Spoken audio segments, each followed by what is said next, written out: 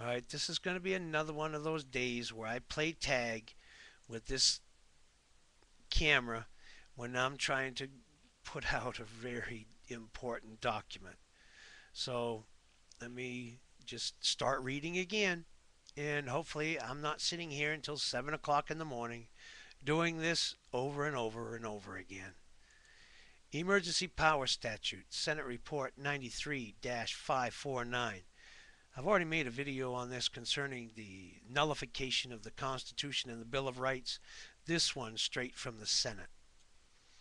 In this 1973 official report, the U.S. Senate admits the emergency powers given to the President under the pretense of the national emergency of 1933, the Farm Act, have remained in force and that the normal function of the federal government has been suspended. 93rd Congress Senate Report Number 93 549, First Session, Emergency Power Statutes. Provisions of federal law now in effect delegating to the executive extraordinary authority in time of national emergency. Report of the Special Committee on the Termination of the National Emergencies.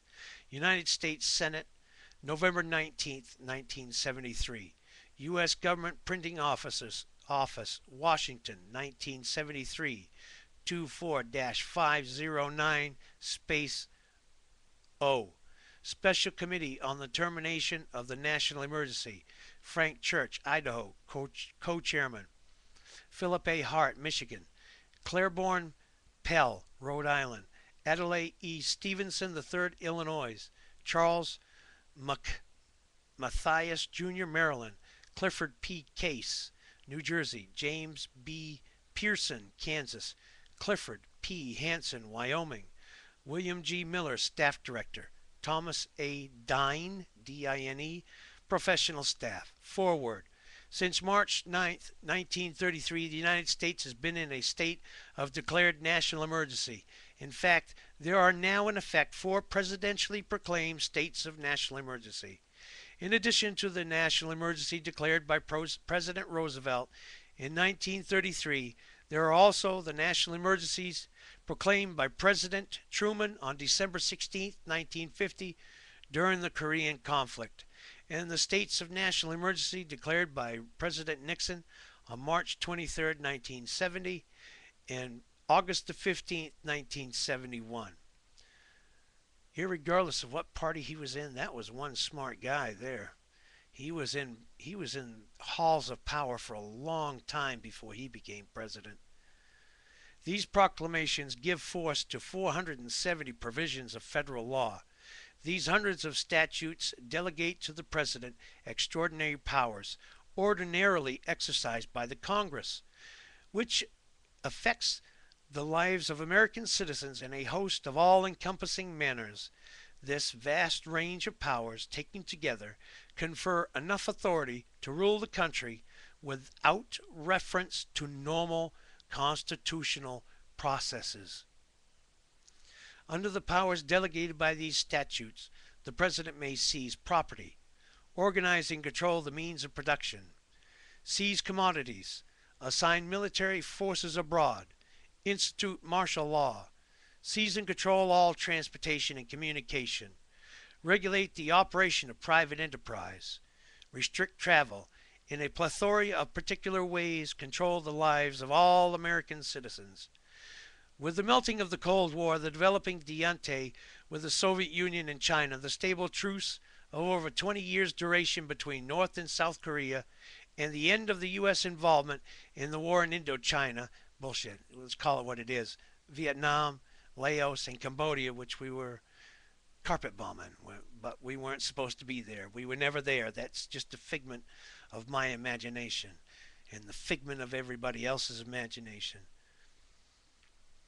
All right, there is no present need for the United States government to continue to function under emergency conditions. Well, I'm not quite sure of the date, but I'll bet you right after they started this is when they had the gas shortage back then in 73. Everybody was lined up for blocks trying to get gas. That's a national emergency.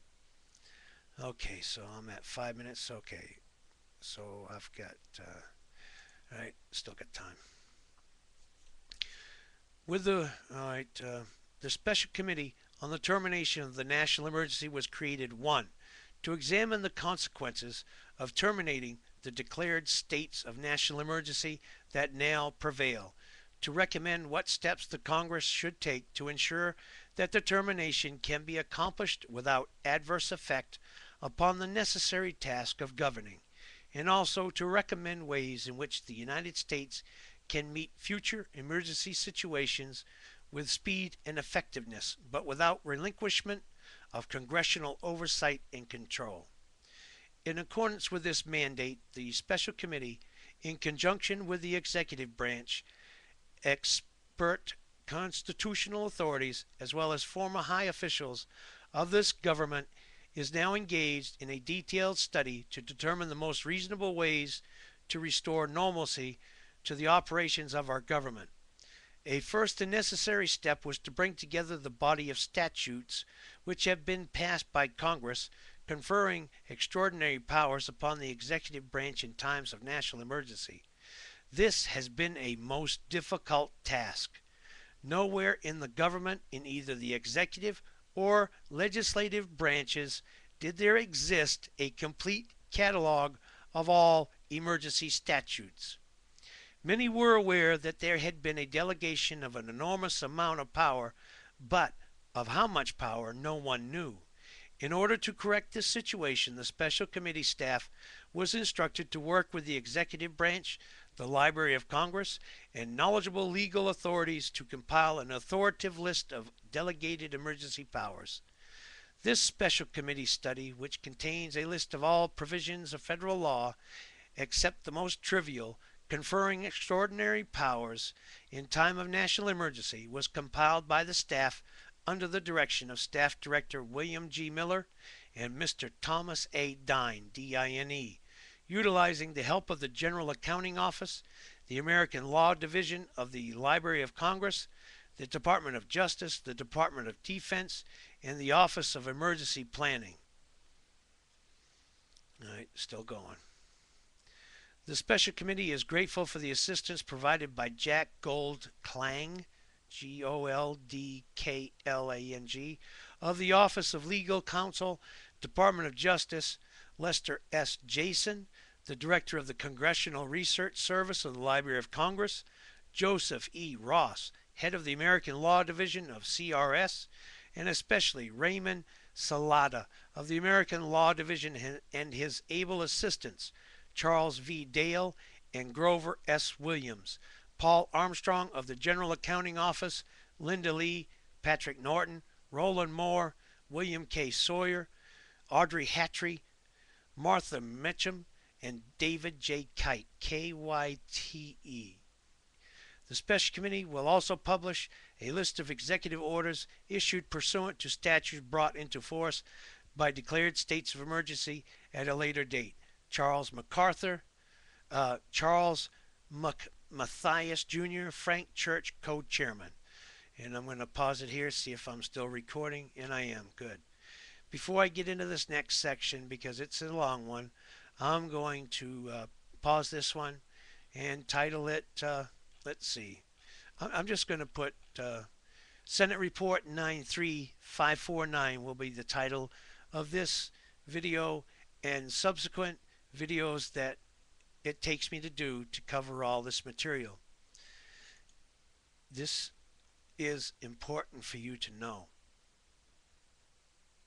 I've said that before in where I've made statements concerning the Constitution and its status under national emergency. I don't know if that's why I was hacked. I don't know if that's why I got the death threats, or if it was because I exposed who was behind the censorship and the deleting of accounts, user accounts on YouTube, which is the ADL, Anti-Defamation League, and the JIDF as their thugs who, according to the database that I got into, they have hundreds and hundreds of users that are all too happy to sow discord and disharmony and outright bald-faced lies to cloud the issues.